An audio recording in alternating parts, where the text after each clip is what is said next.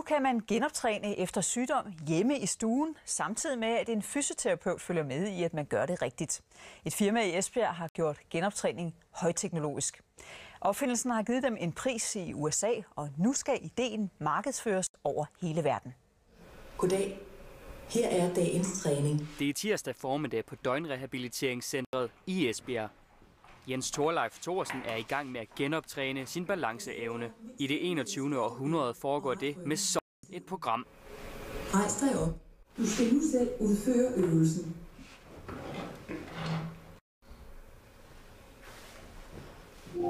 Hvad er din umiddelbare reaktion på det? Super duper. Programmet hedder Virtuel Genoptræning. Det er udviklet af det Esbjerg-baserede firma Welfare Denmark i samarbejde med Esbjerg Kommune.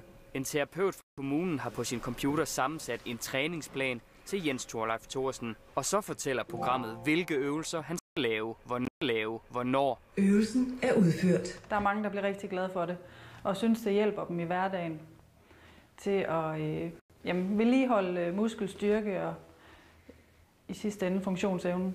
Sid med lidt spredte ben og ret ryggen hele tiden. Virtuel genoptræning er ikke kun et hit i Esbjerg. Den 3. marts vandt Welfare Denmark og Esbjerg Kommune Microsofts innovationspris for sundheds-IT.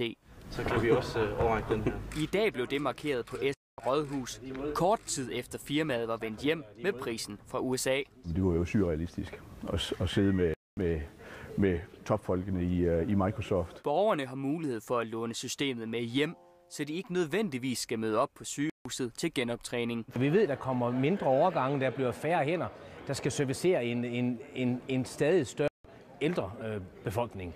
Og der kan man sige, at jo mere teknologi vi kan lægge ind i det her, som gør folk selvhjulpende, og måske også bevare en højere grad af værdighed ved at hjælpe sig selv, desto bedre er det. Innovationsprisen betyder, at Microsoft nu vil markedsføre konceptet over hele verden, og Jens Thorleif Thorsen vil også anbefale systemet til andre. Det var en god idé for hele landet.